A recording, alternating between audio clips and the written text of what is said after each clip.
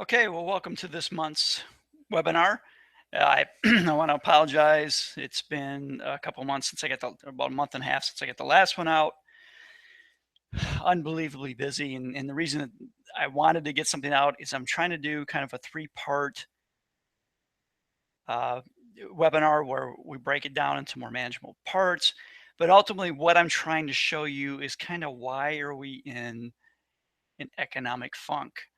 So even since the bottom of 2009, our GDP on an annual basis has not breached 3% in any year. It's been very anemic. Most of the jobs that have been created are mostly bartender, waitress, nothing that's really that long term or something that most people would consider to be a career, maybe outside of medical. So it just seems like things aren't really popping along. Although the stock market's done well, that's more of a liquidity issue, and we'll talk a little bit about that. But ultimately, from the last webinar I did, I really discussed what was the root cause of our economic malaise. And I always say I can sum it up in one word, and that's debt. We have just way too much debt. This is a great chart showing you our debt compared to the size of our economy or our gross domestic product, GDP. This includes government debt, consumer debt, and corporate debt. As you can see, at the peak in 2009, we had 383% debt compared to economic activity. So we had $3.83 of debt for every dollar of economic output. It has come down since then. In 2015, as we finished that up, it was about 323%. You can kind of see if you go back in this chart and look at 1933, the peak of the Depression, even then, we only hit a 300% debt to GDP. And a lot of that was due to not so much debt levels, but the GDP was shrinking rapidly. We had almost a 25% decrease in our GDP. So this is a very telltale sign of why we are in just this economic funk. Another great chart that I showed in the last presentation is just debt relative to economic growth. So the dashed line is a per capita gross domestic product in the US. So that's the amount of economic output per person in the US compared to the percentage of debt per capita per person. So you can see the amount of debt that we've been taking on relative to each person in the US and compared to GDP growth has been astounding, really, since the late 90s. So why is excessive debt bad? Well, the first thing, it creates malinvestment. And what I mean here is inefficient use of capital. So take an example of when debt is easily accessible, you could have companies, you could have individuals who continually go out and just bring in more debt to cover up flaws. So, maybe my business, maybe your business, maybe somebody else's business should not be in business. It should fail. It isn't efficient. It isn't meeting customer needs. But yet, the fact that they can access the debt markets keeps it going. Well, the problem with malinvestment is eventually that's going to come out and it's going to result in losses. But the other thing that it does is once those losses manifest, companies that are otherwise feasible or should exist because they're efficient, because they address consumer concerns, they can't get capital. The second reason excessive debt is bad is the debt multiplier is bogus. I'll explain that in just a second. And the third one, and it kind of goes with the malinvestment, it leads to a debt deflation and asset price declines, and I'll discuss that too. So I mentioned debt doesn't produce long-term growth. The debt multiplier. So you're going to hear economists like Paul Krugman, other Keynesian economists say that, well, for every dollar of debt we take on, we actually create $1.25 of economic output, sometimes even more. Well, the reality, that's just not the case, especially if it's an inefficient entity like the government taking on that debt. The government is extremely inefficient. When they spend a dollar, they don't spend it nearly as efficient as you do with your own dollar. So what this chart shows you is basically the amount of economic increase relative to each dollar of incremental debt. So yeah, back right after World War II, every dollar of debt that they added actually increased economic activity by $4.61. But by the early 50s through the 80s, every dollar created 63 cents of economic activity. By year 2000, we're talking 24 cents. And really, since 2001, every dollar of debt we've taken on has only increased or turned into 8 cents of economic activity. So really very inefficient use of debt. Next, I'm going to talk a little about debt deflation. But before I talk about debt deflation, I think it's important that you understand how our banking system works. It's amazing how many people really don't understand how the banking works. And it works under something called the fractional reserve banking system. So this chart, while it's got a lot of little graphs and it looks a little busy, it's pretty informative. So we start off at the very top of the graph, the top left. And let's say that's you, that person, that little stick figure there, that's you. You're going to put $1,000 of your money into the bank. Well, fractional reserves means that the bank has to keep some money in reserves, also known as a vault. You know, they need some money in the vault so that if you come back in and ask for your money or a portion of it, that they have something back in the vault to give you. So that's the reserves. But outside of the reserves, what the bank does is they loan out your money. Right now, the fractional reserve, the amount that a bank has to keep in reserves is approximately 10% of deposits. So you come in with $1,000.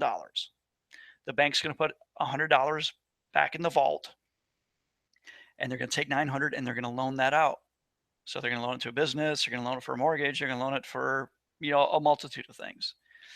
So that $900 goes to somebody. So at this point in the system, we essentially have $1,900 in the banking system, and the bank has $100. So the person who receives that $900, then what do? They go to their bank. They pop that in the bank. Well, the bank's going to have to keep 10% or $90. The remaining 90% or $810, they're going to loan out. So at this point, we have $2,710 in the system, in the banking system, and the banks have $190 in the vault. This is all from $1,000. So it all started at $1,000. So then, as you could imagine, the person with $810 goes to the bank, deposits it. Again, we go through that 10% reserves, 90% loaned out. So as this process continues, and it does, that initial $1,000 that you put into the bank all of a sudden becomes $10,000 in the banking system. So you can kind of see there's a lot of leverage here. $1,000 creates $10,000 of cash, essentially, due to fractional reserve banking.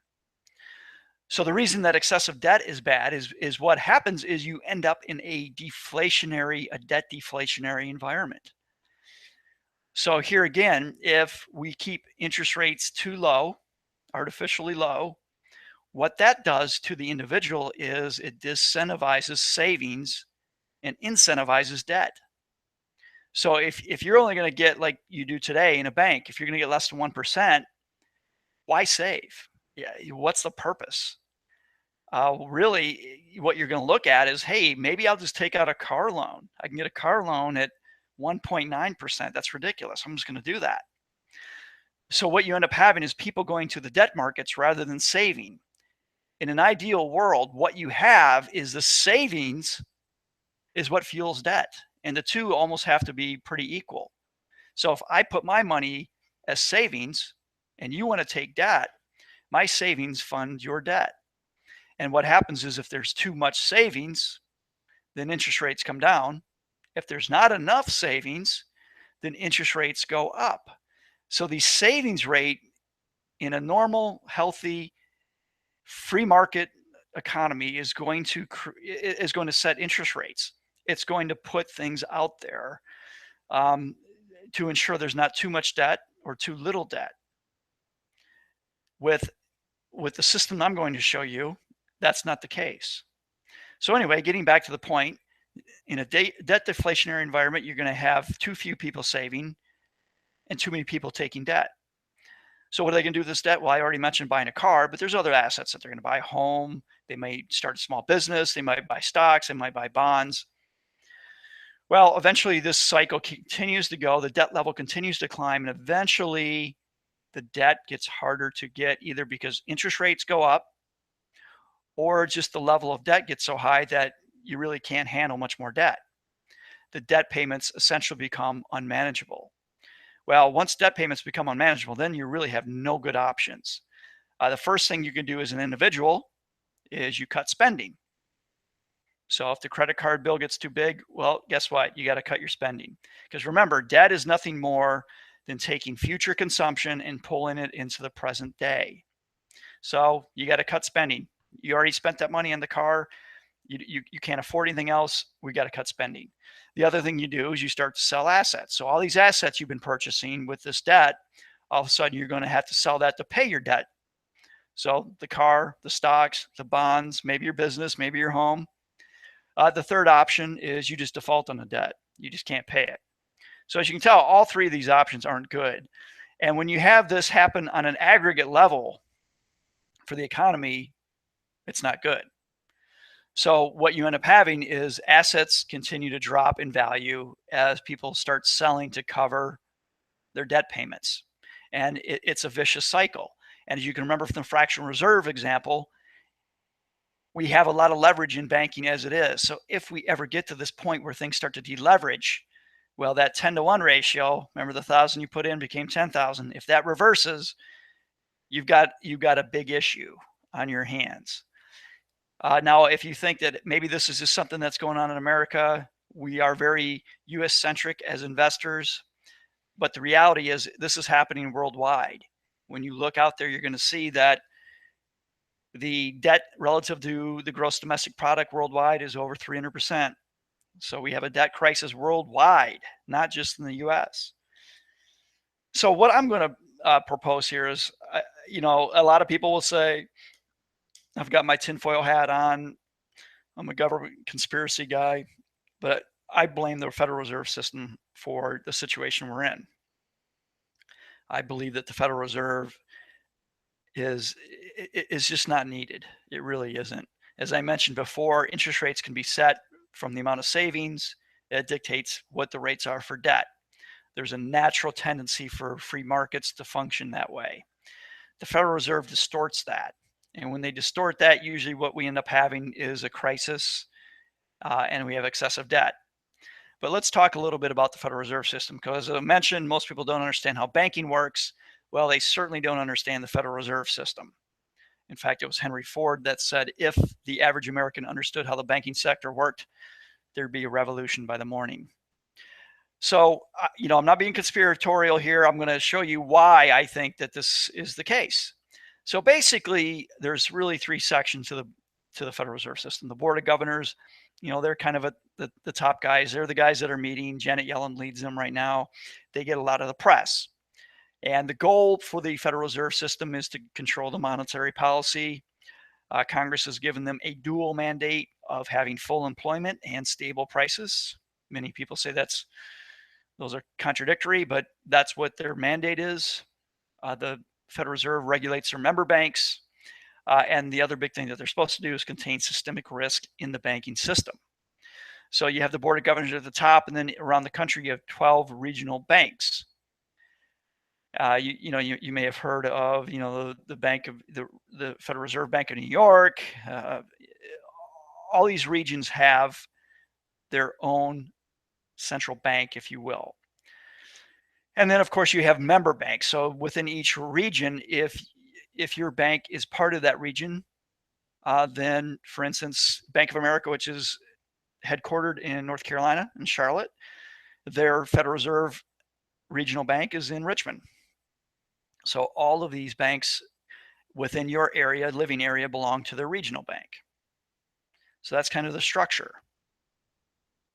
So the first thing that the Fed does is it acts as the nation's central bank. What does that mean? Well, the first thing that you need to realize is the Federal Reserve is actually a private institution with public duties. It is not part of the government.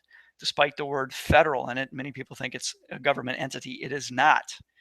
It is owned by the 12 regional banks. It is a private institution. Now, what it really does, it serves as the Treasury Department's checking account. So all the tax revenues that come into the Treasury Department, they plop it over at the Federal Reserve. When the Treasury Department's spending money, they pull it right from their Federal Reserve checking account, if you will.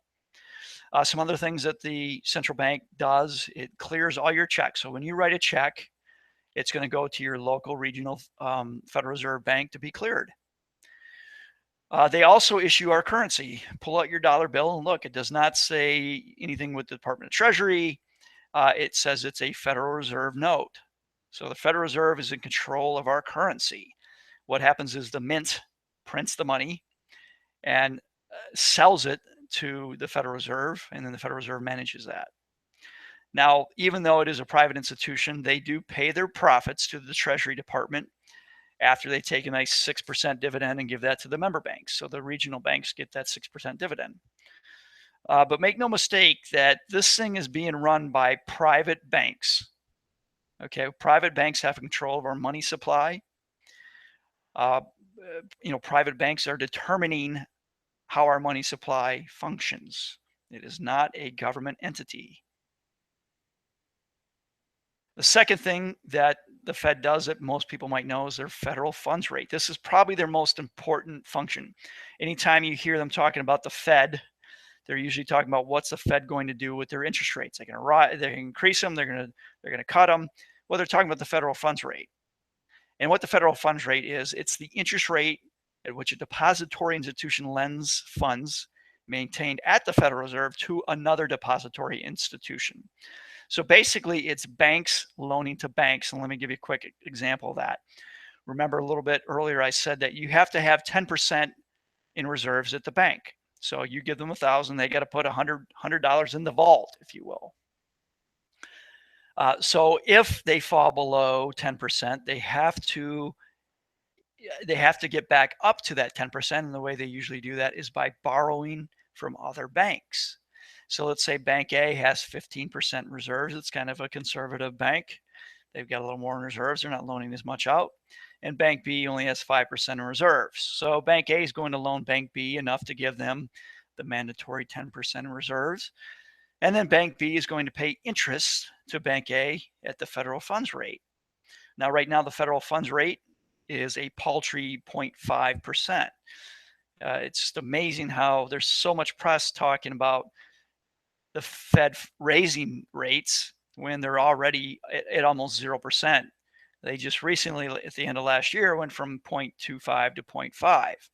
Even if they go up another 0.25 to 0.75, that's really just rock bottom. So that's what banks get when they loan to each other. The Fed's hoping that banks won't hold on to that money and won't loan to each other. They'll put it into consumer loans instead, or corporate loans. Well, this just gives you kind of a chart going all the way back into the 1950s of what the Fed's fund rate has been. That big spike in the late 70s, early 80s, those of you that were adults then remember having mortgages that were high double digits.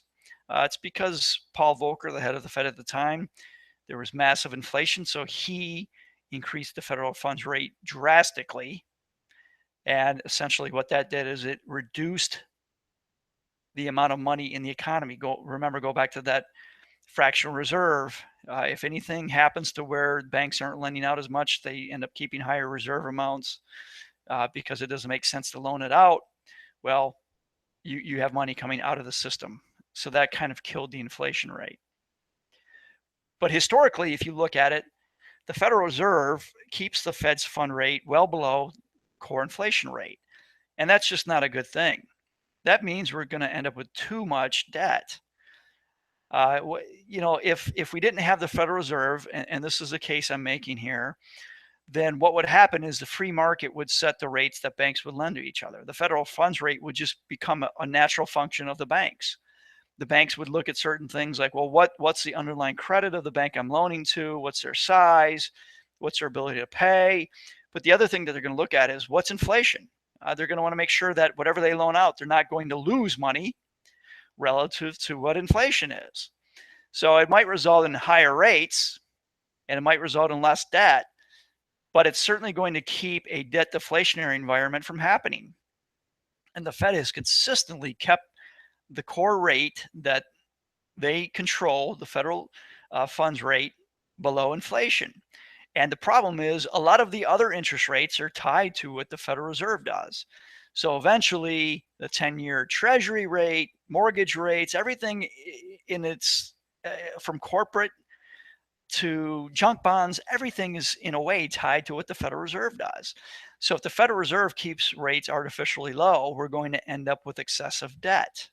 And eventually, when debt gets to be too big, we have the debt deflation. Another function that the Fed is supposed to do is they're supposed to solve panics. They were actually around at our forming as a nation, and then Andrew Jackson killed the central bank during his tenure. And then for about 100 years, we had no central bank and functioned very well, might I add. We had some of our highest growth ever.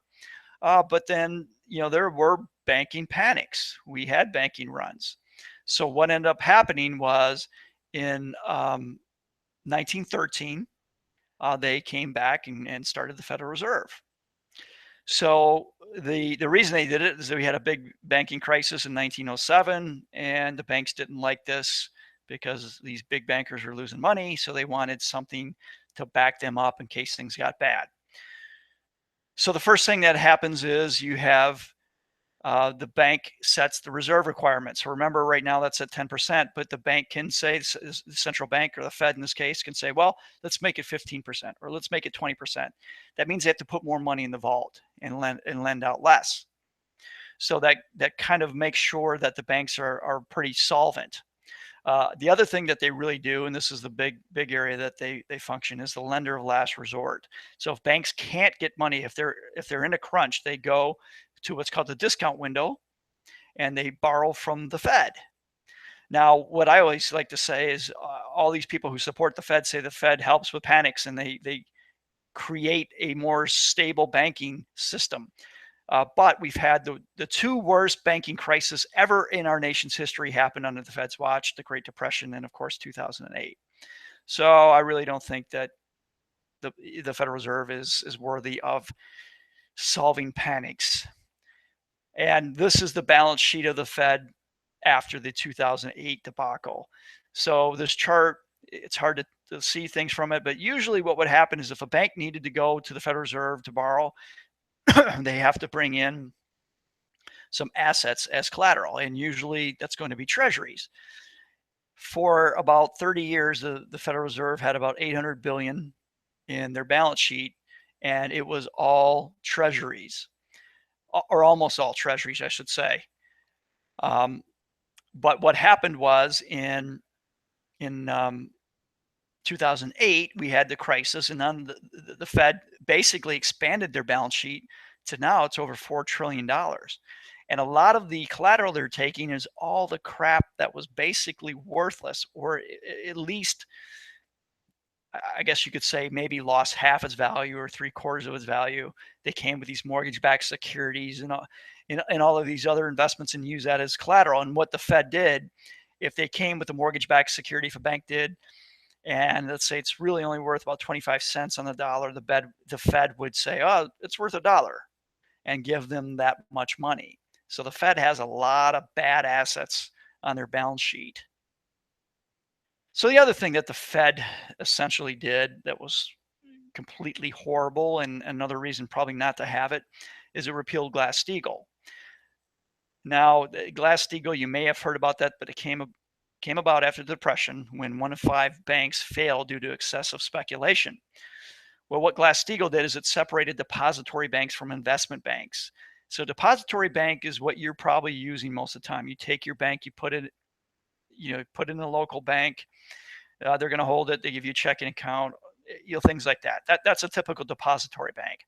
Investment banks, they're raising money for companies. They're investing their own money in investments. Very different entities. So Glass-Steagall put a wall between the investment banks and the depository banks. So that way, if the investment banks made bad investments, well, the investment banks would go under. but the depository banks where mom and pop are putting their hard-earned cash are still going to be solvent. It also limited the leverage of banks that banks could take. Well, going all the way back to when Reagan was president, the Fed started basically chipping away at Glass-Steagall. It started off with, well, okay, we'll loosen it up so that 5% of the depository bank's revenue could come from underwriting securities, 10%. And then late 90s, Greenspan does 25%. And by the end of the 90s, they completely overturned Glass-Steagall. And then they said the banks, Greenspan, head of the Federal Reserve at the time, said banks could manage it. They do a good job managing the risk. So we had leverage go from 10 times to 20 times. Now, the reason this is really bad is that when, like in 08, when these investment bankers who made horrible investments, when it blows up, well, they go to the Fed and get bailed out by the Fed. And what that does is it just creates a situation where you're going to end up having these kind of crises because these investment banks can do whatever bets they want and have no recourse. Whereas if they knew it was their money and that if things went bad, they went under, you'd have a very different investment environment. Plus, that they can't come at the deposits of mom and pop. So my argument is I don't think we need the Fed. I think we need to get rid of the Fed. The FDIC and NCUA can regulate banks very well. I think that the markets can set interest rates much better than the Fed has. And as far as helping us get through crisis, the Fed is no better than what our free market economy was producing in the 1800s and early 1900s. So what I'm going to talk about next in our next webinar next month is kind of what's the end result. So now we see that we have kind of a low growth environment. I'm saying it's happening because of the debt deflation that we're kind of in. And I'm kind of putting it on the Fed for creating this in the first place. And if you want to do some reading in between then, these are two great books, especially This Time is Different. This was a book that was put out a couple years ago, and it looked at other banking crises and what happens. Essentially, you do see low growth in the economy, which we have experienced, less than 3% since 09. You also see more volatile markets. You also see lower returns in your investments, and this book does a nice job of laying that out. If you want to kind of see the end game of what central bank intervention creates, well, monetary regimes and inflation does a very nice job of doing that. So I do recommend you look at that by Peter Bernholz. But next month, what we'll look at is what is the investing environment in this kind of situation? Where should you put your money? We'll look at things from a historical perspective because I'm all about the history. In the meantime, if you have any questions, please feel free to drop me a line. You can find me at picketfencefinancial.com. You can also sign up for our newsletter or look at all our videos at the site. But if you sign up for our newsletter, you're always going to be informed of when I do a new webinar or something along those lines. Anyway, I appreciate your time. And again, if you have any questions, let me know.